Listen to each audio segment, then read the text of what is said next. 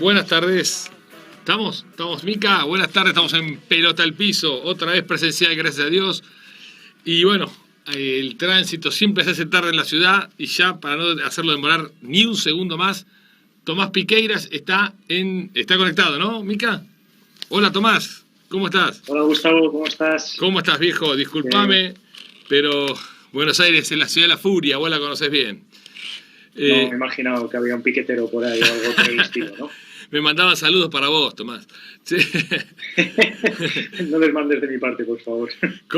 Primero, antes que nada, bueno, hace un montón que no nos vemos. Tomás Piqueiras es referente, yo diría hasta cofundador de Pelota al Piso, porque con él hemos compartido enormes momentos en esta radio, en el programa de Javier, en Demoliendo Mitos.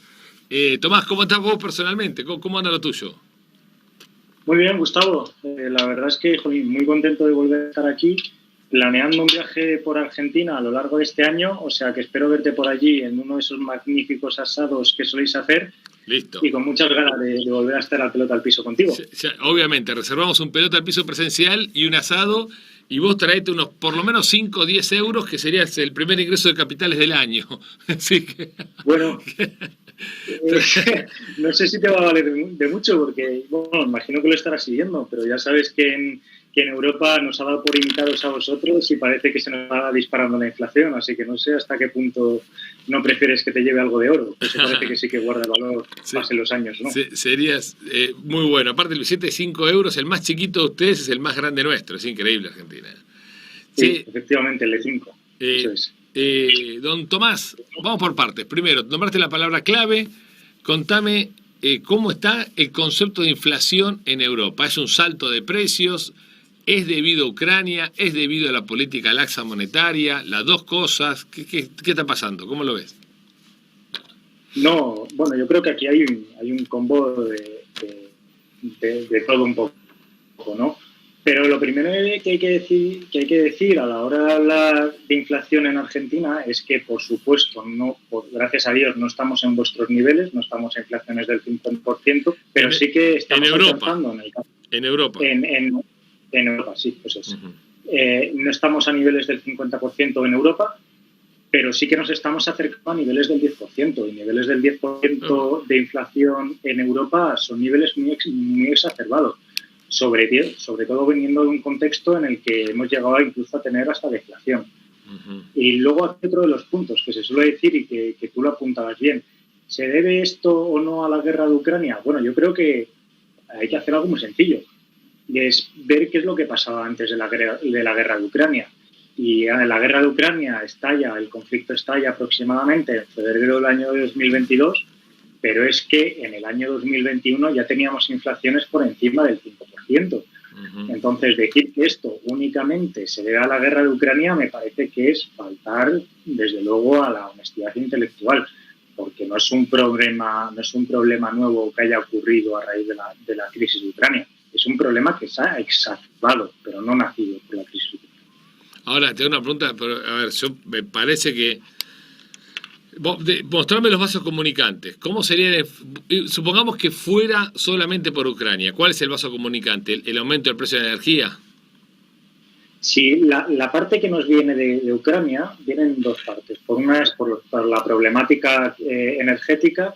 No hay que olvidar que me parece, te tiro el dato de memoria, pero creo que es en torno al 40% del gas natural que se nos exporta de la Unión Europea proviene de Rusia. Claro, es una cifra muy, muy significativa. Pero luego, aparte, tienes el problema del alimento, y es que tanto Rusia como Ucrania significaban aproximadamente el 29% de las exportaciones de trigo a Europa. Entonces, claro, cuando pierdes un socio comercial o que te supone el 30% de tus importaciones, al final trasladas eso a precio de una manera u otra. Pero yo creo que hay otros factores, que no son la guerra de Ucrania, que son factores fiscales, de gasto que hemos tenido en Europa, y factores monetarios. Bueno, pero pues, déjame hacer un ceteris paribus con lo monetario y lo fiscal. Si hubiera sido solo Ucrania, hubiera sido un salto de precios, no una inflación. Inflación no como aumento persistente en el nivel general, sino un salto que durará, no sé, 2, 3 meses, 6 meses, no sé, el tiempo que tenga que durar, y estaremos ahora en un nivel más alto, con más pobreza o con más gente que no accede a esos bienes. Bueno, eso es otra discusión. Pero si si los precios se van remarcando, ahí hay una convalidación monetaria, me parece, ¿o no? Exacto. Una cosa son los cambios en los precios relativos, como decía, me parece que era Friedman, y otra cosa muy distinta es la pérdida del valor adquisitivo del dinero. Si solamente hubiéramos tenido cambio de precios relativos, probablemente no sería tan generalizado como estamos viendo. Probablemente las inflaciones del sector servicios, por ejemplo, serían menores. Es verdad que cuando te afecta al sector energético, lo que tiene es un efecto abanico, que te acaba repercutiendo a gran parte de la economía, pero desde luego no hubiera sido tan acusado como estamos viendo en el resto de bienes de consumo, porque es verdad que al trigo te afecta directamente, pero habrá otros elementos que no te deberían afectar, y sin embargo sí que está ocurriendo. Ahora, y te hago una pregunta, vos dijiste Europa, ¿esto es Europa, esto es general, esto es la zona euro, o algunos países más que otros? ¿España está sufriendo más que, no sé, que Alemania? ¿Cómo es la cosa?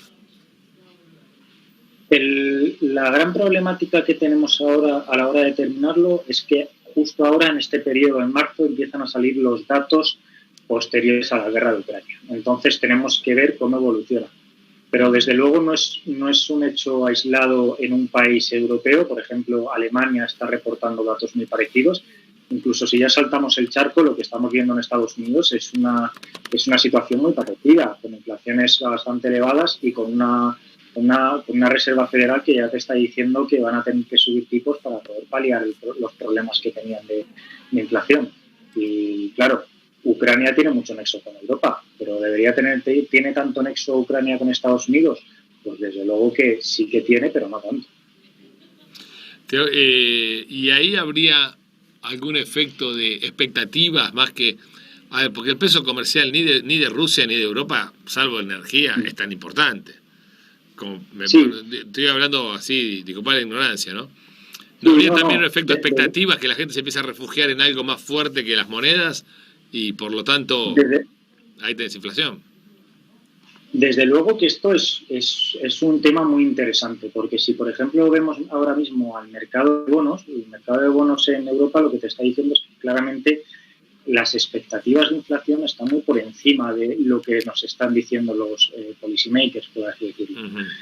Entonces, tienes un problema, o lo que bajo mi punto de vista es un problema, y es que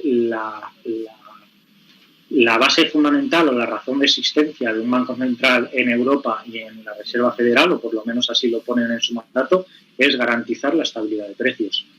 Si tú tienes una inflación que el primer año se te dispara al 5%, intentas decir que es una inflación temporal y por lo tanto no actúas de manera contundente. Dejas pasar el tiempo y la inflación ya no es del 5% como era en el año 2021 y pasa a ser del 10%. Y tú sigues escuchando el argumento de que, bueno, que a lo mejor no es temporal, pero es por la guerra de Ucrania. Claro, entonces tú como inversor o como economista lo que empiezas a decir es, bueno, desde luego que lo que me están diciendo no me cuadra con lo que luego se traslada a mi cartera, ¿no? Y si estos señores me están diciendo que las inflaciones son del 2%, pero al final del año yo me encuentro con inflaciones del 10%, voy a salirme de estas monedas que me están proporcionando los estados y voy a tratar de refugiarme en otros activos como pudiera ser el oro, por ejemplo. Ahora,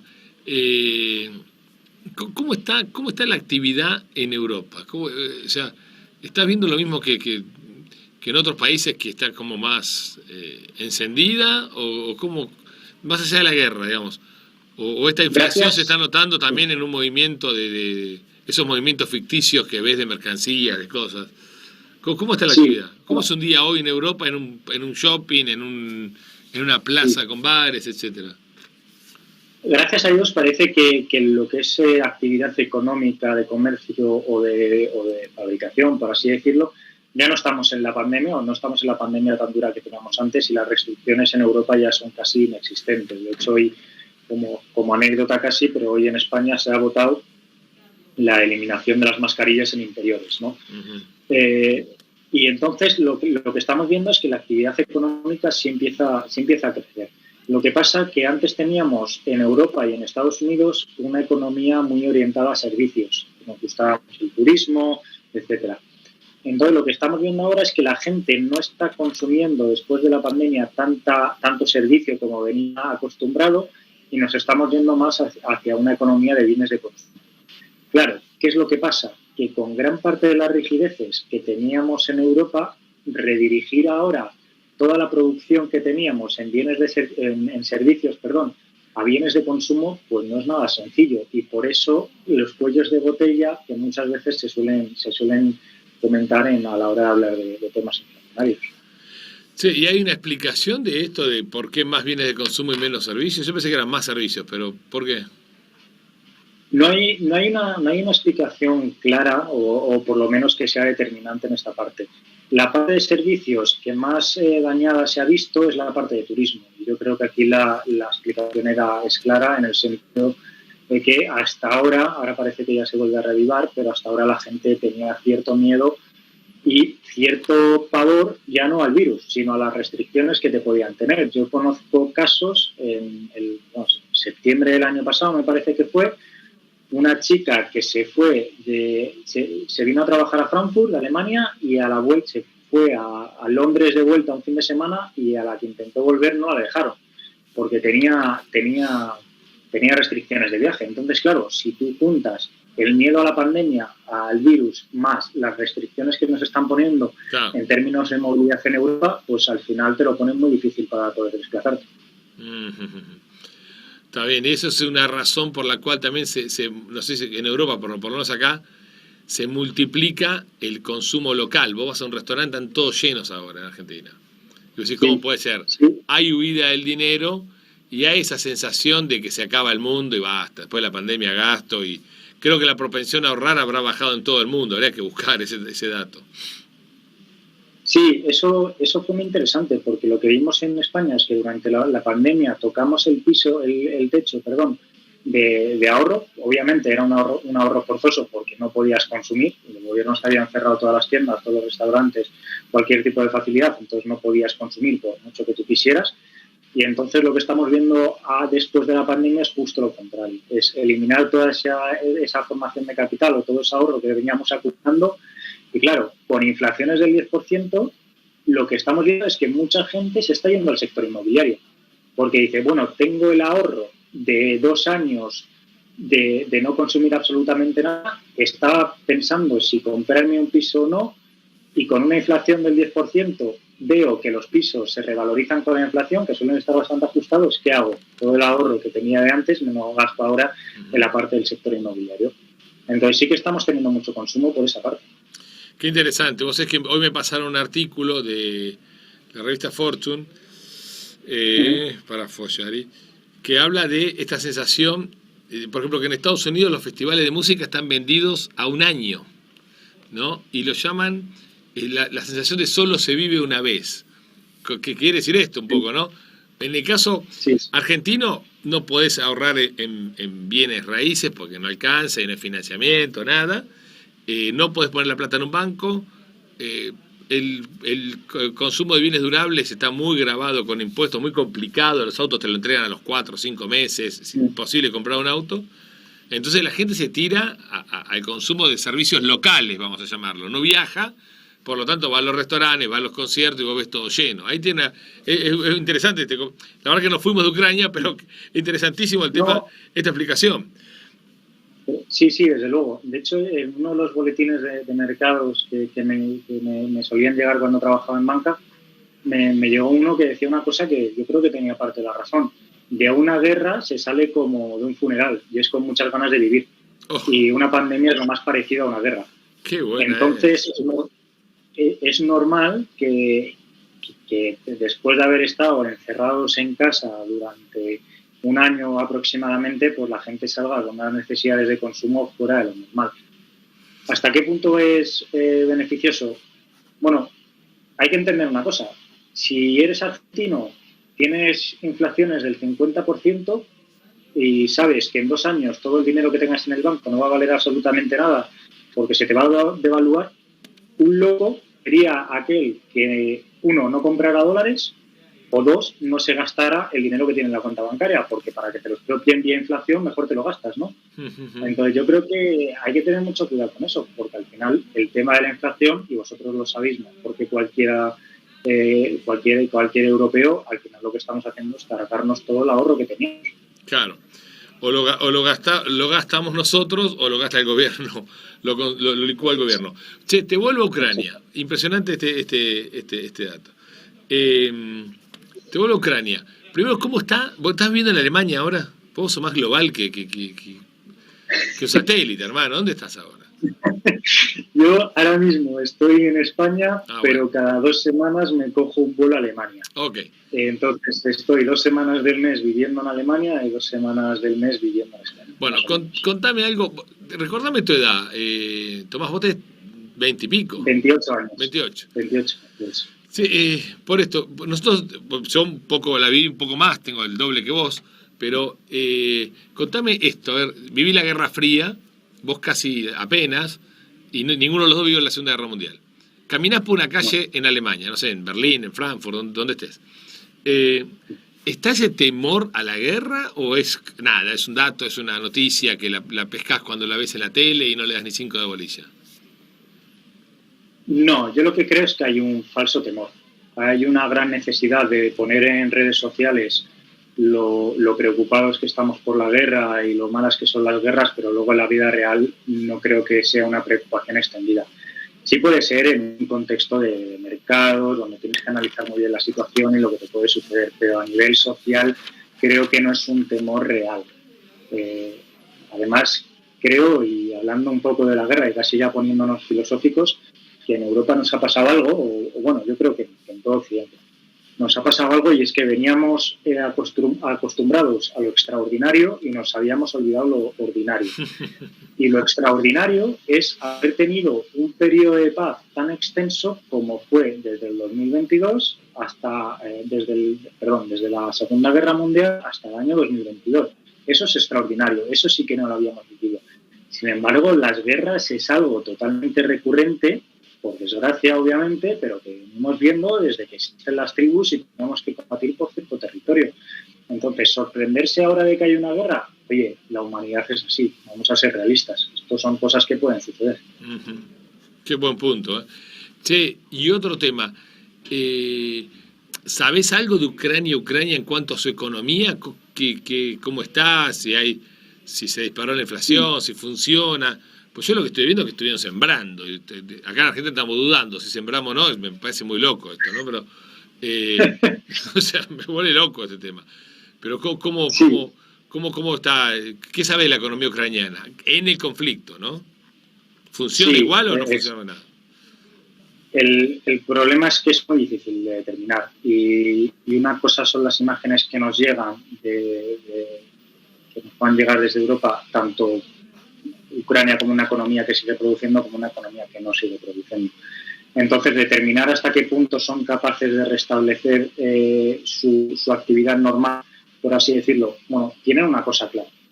Y es que en Ucrania yo creo que tienen muy claro que o siembran, o producen, y no hay ayuda que valga. No tienes un banco central detrás imprimiendo billetes para salvar de manera milagrosa tu economía. Entonces, a día de hoy, la gente dice, si o me mata la guerra o me mata el hambre, entonces tengo que, en la medida de lo posible, seguir produciendo. El problema es que, obviamente, esto no es nada fácil. Todo el mundo sabemos, pero todo el mundo conocemos lo que han sido las economías de guerra por haberlo leído, gracias a Dios no por haberlo vivido. Entonces, es una situación extremadamente difícil.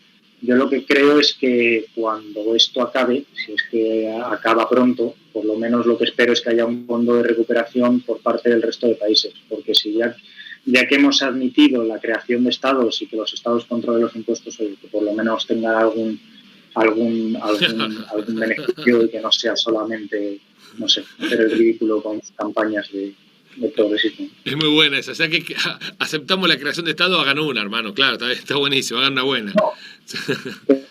Es que esto es maravilloso. Lejos del debate de entrar en la guerra o no entrar en la guerra. Decimos, bueno, los estados existen. Y si existe un estado, debe ser por lo menos o la razón más fundamental para garantizar el orden jurídico, entendido también como dentro del orden jurídico la no invasión de terceras partes, es decir, el no conflicto bélico. Y ahora que estamos en un conflicto bélico, parece que estamos a todo, excepto para lo que debería servir un Estado, que es para la defensa de su nación. Entonces dices, bueno, ¿dónde está el sentido de Estado? Todo esto que me habían contado de que los impuestos servían para pagar la defensa de la seguridad de la nación, ¿dónde está? Yo no lo termino de ver. Entonces, claro, lejos del debate, no sé si la Unión Europea o la OTAN debería entrar en la guerra o no, pero yo creo que es un punto que nos deberíamos plantear. Si verdaderamente el Estado está cumpliendo con sus funciones o nos han vendido unas funciones que no son realmente las que está haciendo. Está bien. Ahora, entonces, para resumir, en términos del público normal, no lo está viviendo como una guerra. Los mercados, más o menos, pero empiezan los gastos públicos bélicos. Alemania empieza a gastar en el armamento. ¿Eso va a tener alguna repercusión? Sí, el gasto público en defensa, por lo menos ya ha sido Alemania y España quien de manera clara ha dicho que no lo van a dar e incluso que lo van a incrementar. Claro, yo creo que tiene sentido. Y seamos realistas, las guerras globales pueden existir y del mismo modo que están atacando a Ucrania, podrían perfectamente estar atacando a Finlandia, que también hace frontera con ellos y que tampoco está dentro de la OTAN. Es un conflicto que se puede escalar y muchos conflictos a lo largo de la historia empiezan siendo únicamente conflictos entre dos países y acaban escalando casi de manera mundial. Entonces no es un hecho que se pueda descartar.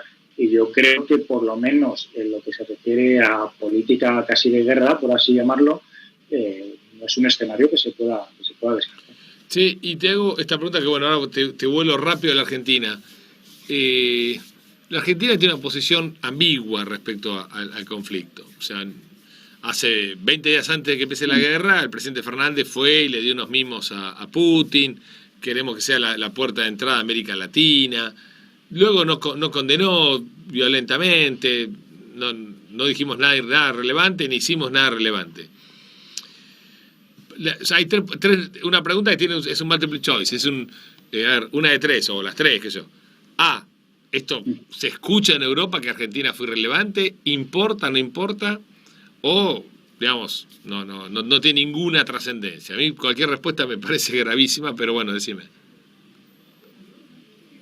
Sí, bueno, yo creo que sabes que Argentina es para mí el primer país del mundo casi a la par que España, okay, o sea que sí que os sigo de cerca y me entero más o menos de lo que está sucediendo por allí. Entonces, por mi parte sí, claro, por el parte del resto de la ciudadanía, en absoluto. O sea, tú preguntas a cualquier europeo cuál es la posición de Argentina ante la guerra y obviamente no tiene ni idea. No es su papel.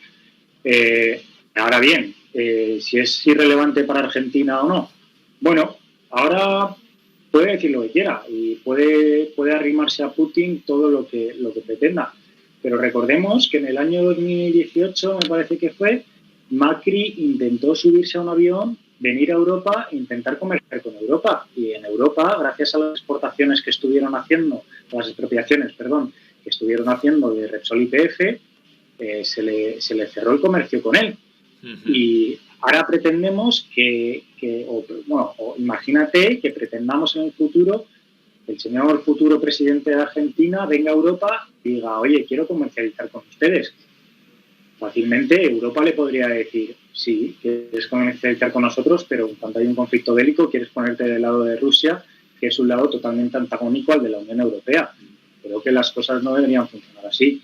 Y ya no te digo por una bondad de quiénes son los buenos o quiénes son los malos en la guerra, que también, desde luego, pero simplemente por inteligencia económica. Yo creo que en Argentina deberían plantearse muy mucho a qué hombros arrima. Ok, o sea, el público no sabe, no se entera ni le importa, pero nos pueden pasar la factura, eso estás diciendo.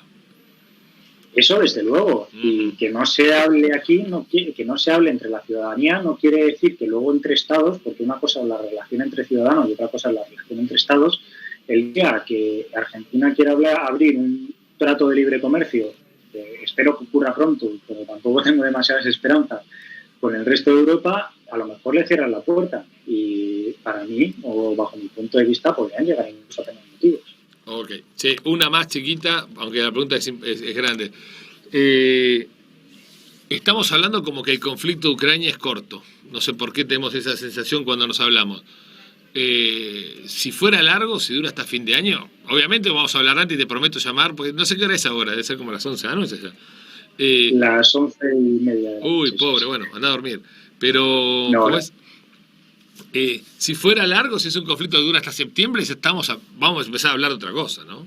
¿Cómo ves el mediano plazo de este conflicto continuando? O incrementándose a Finlandia o a Polonia, espero que no, a los Bálticos. Es que ese es el problema que tenemos. Para mí tenemos dos problemas. Que uno, no vemos la fecha de salida y por lo tanto no vemos cuánto se va a alargar, y el otro es que no sabemos cómo va a evolucionar. No sabemos si con el mismo motivo se va a extender a otros territorios o no. Y desde el punto de vista de cuándo termina la guerra, es que no tenemos señales. Es verdad que parece que hay ciertas negociaciones, pero es que la Segunda Guerra Mundial, no quiero decir una barbaridad, pero creo que dura 4 años.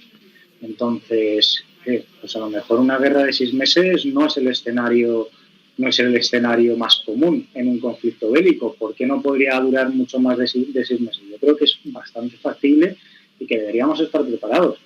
Y por cierto, permíteme que te diga, el otro día, al principio del conflicto ya lo puse en Twitter, pero para mí esto, si Argentina jugara el papel que debería jugar, sería un claro ganador, si es que se puede hablar de ganadores en una guerra, porque Argentina tiene una capacidad de sobra, y tú lo conoces bien, para poder facturar trigo, para poder fabricar trigo y para poder exportarlo. Claro, si uno de los grandes problemas del conflicto bélico es que el 29% de las exportaciones del trigo te dependen de los países que están en conflicto bélico, el resto de Europa, ¿qué hace? Mirar a socios comerciales. Y uno de los socios comerciales que podría ser sería Argentina. Ahí está en sus manos utilizar el balón y meter el gol o no meter el gol. Está bien. O sea, que lamentablemente cada día que se prorroga para Argentina es una oportunidad, para el mundo es un problema. Es increíble. Sí, don Tomás, se me confundí. Te agradezco enormemente. Dale. Vamos a seguir hablando más seguido, y cuando vengas acá ya está el asado, vos traes un billete de 5 euros, hay asado y pelota al piso, dale. Te lo garantizo, Gustavo, muchísimas gracias por este tiempo. Un abrazo muy fuerte. Gracias, campeón, gracias por estar. Tomás Piqueira, dale, listo. Bueno, hoy es un día así movido y hicimos una especie de análisis macro con el amigo Tomás Piqueiras desde Europa, ahora está en España, pero está trabajando en Alemania, no sé por dónde anda.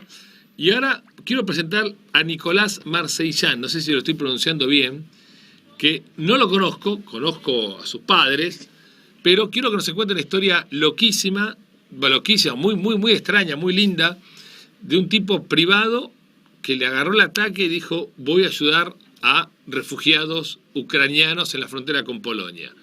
Agarró su plata, su tiempo, su esfuerzo, sus ganas. Creo que fue con la hermana. Bueno, no sé, que nos cuente la historia. Nico, ¿cómo te va? Gustavo Lázari, Lacha, en Pelota al Piso. Bienvenido, campeón. Muchas gracias. Primero de todo, la gente loca, te diría, es la que va a luchar a Ucrania, que hemos encontrado varias. Después podemos hablar un poquito de un par de historias que tuvimos allá.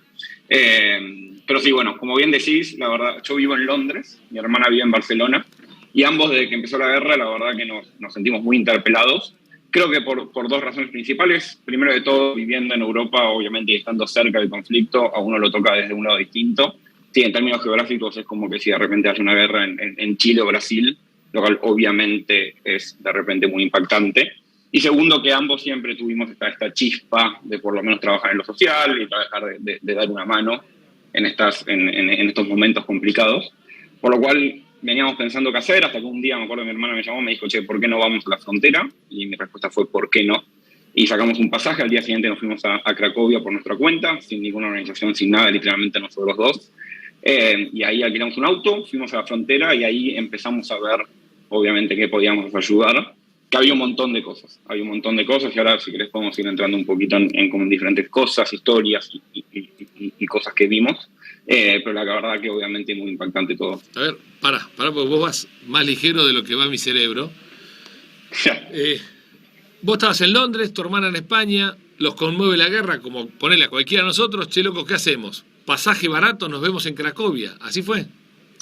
Literal, un pasaje barato. Al día siguiente llegamos a la noche ambos a Cracovia. Obviamente sin entender mucho. Sabíamos que se necesitaba ayuda y por eso también es que fuimos ahí, empezamos a leer un poco, a contactarnos con gente. También Instagram, obviamente, que seguíamos a mucha gente que estaba haciendo cosas similares, yendo a ayudar. Entonces de repente dijimos, bueno, nos encontramos en Cracovia, dormimos esa noche en Cracovia y 5 de la mañana al día siguiente ya estábamos encarando en un alto alquilado para la frontera con Ucrania, que son 3 horas de Cracovia. Tenemos unos minutos. Haceme la geografía. Cracovia es una ciudad, dicen que preciosa. No la conozco, pero dicen que es muy linda. No la llegué a conocer. Ni la viste. Ok, claro. Ahora, y le agarraste la ruta y te metiste hacia la frontera con Ucrania. A ver, vos pensás que estamos en Argentina y yo tengo menos movilidad que un defensor de ascenso. Pero. No, perfecto. Y agarraste por un lugar que no conocías nada, eso quiero decir. Y con gente que no conocías nada, en un idioma que no conocías. A ver, era mi primera vez en Polonia y la verdad, si te digo conocer ciudades, no conocí mucho, simplemente conocí la frontera y centro de refugiados, igual obviamente es raro para una primera vez. Pero sí, digo, Cracovia está en el sur, diríamos, de Polonia, y a 3/4 horas hacia el este está la frontera con Ucrania, ¿sí? Ahí, si haces una línea recta desde Cracovia para la frontera con Ucrania, hay 2 fronteras o 2 puntos fronterizos muy importantes, que uno es Korsova y el otro es Medica, que es donde pasa la mayor cantidad de gente desde Ucrania a Polonia, ¿sí? Especialmente porque 30-40 kilómetros hacia dentro de Ucrania está la famosa ciudad de Lviv, que ahora muchos hablan de Lviv porque es donde la mayoría de ucranianos están yendo antes de pasar a Polonia. Entonces por esa frontera pasan miles y miles de personas todos los días. Ok, llegaste a la frontera. ¿A qué fuiste? ¿A una cosa, a una carpa? Dijiste, loco, quiero ayudar. ¿Cómo se hace esa cosa? Exactamente. Es raro porque después mucha gente me preguntó, me dijo, bueno, quiero hacer lo mismo, y yo siempre repito lo mismo. No es que uno va ahí y obviamente va a haber alguien esperándolo, recibiéndolo y diciendo, bueno, Nico, escúchame, acá está la planilla de lo que tienes que hacer hoy, sino que es todo lo contrario. Obviamente es un caos, hay mucha gente queriendo ayudar, obviamente está el ejército polaco, hay como muchas organizaciones en territorio. Entonces lo que por lo menos yo siempre recomiendo, y fue lo que hicimos, fue, bueno, ver dónde podíamos ayudar, ¿sí? Entonces llegamos a uno de los centros refugiados, ¿sí? Que está ahí al lado de la frontera, ¿sí? Que la verdad es triste verlo, porque son miles y miles y miles de camas en diferentes como cuartos, pasillos, y también hasta de repente afuera porque no entraba la gente para dormir. Y de repente me acuerdo, fui a la clínica, estaba una italiana, una médica que terminé amigo, Alicia, me dice, necesito medicamentos, me están faltando un montón de medicamentos. Y le dije, bueno, para eso estamos, para ayudar. Entonces me pasó una lista, 2 listados, uno de antibióticos, otro de remedios más comunes. Y ahí lo que hicimos fue hacer una campaña de financiamiento para conseguir plata, porque la verdad todo era relativamente caro, no por el producto en sí, sino por las cantidades. Como te imaginarás, hacer miles y miles de personas, la verdad que hay que comprar de todo y mucho. Y ahí, la verdad, por suerte, y también obviamente reconocimiento a la gente, tanto de España, Reino Unido como Argentina, logramos recaudar mucha plata, que luego fue usada constantemente para ir comprando cosas. De repente era, por un lado, estas medicinas, sí, que terminamos yendo, creo que sería a 12 farmacias, porque obviamente a cada una que íbamos decíamos damos lo máximo posible, pero el máximo posible no era ni el 10% de lo que necesitábamos, por lo cual terminamos yendo a muchas farmacias. Y después, día a día, te diría, momento a momento, como que fuimos encontrando dónde ayudar y dónde se necesitaba. Desde transportando gente, ¿sí? Que transportamos gente desde la frontera en nuestro auto a Cracovia o a diferentes ciudades de Polonia que necesitaban una mano para transportarse, hasta, como decía, comprando medicamentos, pero también fruta, verdura. A ver, para, porque disculpa que yo hago preguntas muy boludas porque no entiendo nada. No, obvio, por favor. Pero la médica te dice en inglés, en algún idioma, campeón, necesito estas medicinas, te da el listado como una receta. Hasta ahí todo bien. Vos llamás amigos, capo, deposítenme guita en un Mercado Pago, en alguna cuenta, y con eso salgo a comprar. Y fuiste a las farmacias del lugar de ahí, que debe ser una ciudad chica, imagino, a buscar los medicamentos. Los mercados funcionan igual, o sea, no agotaste todas las farmacias por eso, había medicamentos, te llegaban, ¿cómo era la mano? Había medicamentos, la verdad. Mismo a ver, era como ciudades relativamente chicas, pero había muchas de estas ciudades o de estos pueblos alrededor de la frontera, y hasta había ciudades más grandes a media hora, 40 minutos. Pero también lo que hacíamos, lo que aprovechábamos era, como también llevábamos gente desde la frontera a Cracovia, ¿sí? O a ciudades más grandes, cuando llevábamos a la gente, aprovechábamos para comprar en ciudades grandes. Okay. Por ejemplo, el primer día hicimos 1.200 kilómetros, desde 5 de la mañana a 4 de la mañana del día siguiente. Ok, bancamos un cachito. Acá encontré la ciudad de Médica, ¿no? Vos estuviste ahí. Sí, Médica, exactamente. Médica estuvimos. Médica, es una de las ciudades. con Y K. Está bien, veo el mapa, una autopista, vas a una ciudad que no sé cómo se pronuncia, Prenzlim, no sé cuánto, y comprabas cosas. Ahora contame con la gente. Te encontrabas con la gente, tenés que llevar a esta familia, no sé, a Cracovia, qué sé yo, porque tiene un amigo ahí o lo que sea. ¿Es así? Exactamente. Digo, y ahí puedo contar como un cuento que creo va a tratar de ilustrarlo mejor a la situación. Me acuerdo de una de las primeras familias que llevamos, era una madre y 2 chicos, ¿sí? La única que hablaba inglés era la hija, que se llama Ana, que tiene 16 años, mismo hoy hablé temprano con ella, que siguen en Cracovia, los llevamos a Cracovia, ¿sí? Y lo que nos costaban, que creo un poquito es similar a la mayoría de historias de las personas que cruzan la frontera, que es muy triste, casi siempre es familias que se despiertan a la mitad de la noche, ¿sí? Bombardeados y asediados por el ejército ruso. Esta Ana, por ejemplo, nos despertamos 5 de la mañana y miré por la ventana y vi como un edificio se estaba literalmente derrumbando a mis ojos y escuchaba a la gente gritar adentro. Uy, Dios. El padre viendo esto, obviamente estamos hablando de metros de donde ellos vivían, el padre lo que dice es, se tienen que ir ya. Se van ya de casa. El tío, dice mi hermano, que el tío de los chicos, los está esperando en un auto afuera. 5 minutos tuvieron para literalmente empacar toda su vida. ¿Sí? Ana nos decía, tengo esta mochila, una mochila chiquitita, una mochila que cualquiera de nosotros puede ir al trabajo, literalmente ahí estaba toda su vida. El camino, el trayecto, que en teoría son 10-11 horas, porque ellos viven al norte de Kiev, ¿sí? Que obviamente es una de las peores zonas porque por ahí entró el ejército ruso. El camino el trayecto suele tardar 10-11 horas, tardaron 3 días, ¿sí? Porque obviamente entre esquivando el ejército ruso, más que obviamente es un caos, moverse por Ucrania, por la situación, tardaron 3 días, durmiendo donde podían, durmiendo en el auto, durmiendo en casas de desconocidos. Y después llegan a la frontera y tienen que esperar, dependiendo obviamente cuánta gente, pero entre 4 y 8 horas. Y estamos hablando de temperaturas de menos 10, menos 15 grados. Eso es lo que quiero decir, sí. No, muy frío, al punto, que es una de las cosas que más me impactó y más me dolió, me acuerdo cuando estaba ahí, enterarme que una chiquita, mientras esperaba en la fila, se murió, literalmente se congeló. Una chiquita de 5 años se congeló porque es chicos que primero de todo están viviendo en sótanos durante mucho tiempo, salen con mucho frío, 3 días de viaje, y todos llegan enfermos, literalmente todos llegan enfermos, ¿sí? Porque obviamente es imposible para el cuerpo poder soportar, no solo la carga emocional, pero también sino la parte física. Y después llegan y ahí la verdad no tienen dónde ir. Es como nos preguntaban a nosotros, ¿qué opinan? ¿Deberíamos ir a España, a Francia o a Italia? Imagínate el nivel de incertidumbre que tienen de no saber dónde ir, porque por un lado los hombres no pueden salir de Ucrania, por lo cual el 99.9% de las personas que salen son mujeres y niños. Entonces todos los hombres se quedan, parte de la familia se quedan, la mayoría de los padres, es decir, los abuelos, los chicos también se quedan, porque dicen, la verdad, tengo 70, 80 años, no tiene ningún tipo de sentido para mí, dejar mi país, prefiero, obviamente, si tengo que morir acá, prefiero morir que irme. No tienen un trabajo, tienen la mayoría ahorros para algunas semanas o algunos días, y llegan de repente a Polonia y es, empezar de cero, empezar de nuevo. Con una tristeza obviamente infinita, obviamente hay como mucho dolor en esta situación. Y los terminamos llevando a Cracovia, a un centro de refugiados, y ella nos decía, ella estaba a 2 meses de terminar el colegio. Ella en 2 meses terminaba el colegio y nos decía, y ahora no sé qué voy a hacer. Todos mis amigos están repartidos por toda Europa. Mi papá está en Ucrania y no lo puedo llamar porque estaba incomunicada en ese momento y la verdad no sé si está vivo o está muerto. Mi mamá, que trabajaba en Ucrania, no sé qué va a hacer. Ucraniano es un lenguaje, un idioma muy particular que solo se habla en Ucrania, entonces también es difícil. El polaco, el ruso, no es lo mismo. Entonces como que de repente, te encontrás en una situación donde no sabes dónde ir, donde no sabes qué hacer, que obviamente es muy complejo. Nico, y yo quiero dejarme poner, es tremendo lo que estás contando. Esta chica Ana, 3 días antes salía a bailar con los amigos, o sea, se le rompió la vida, se le explotó la vida.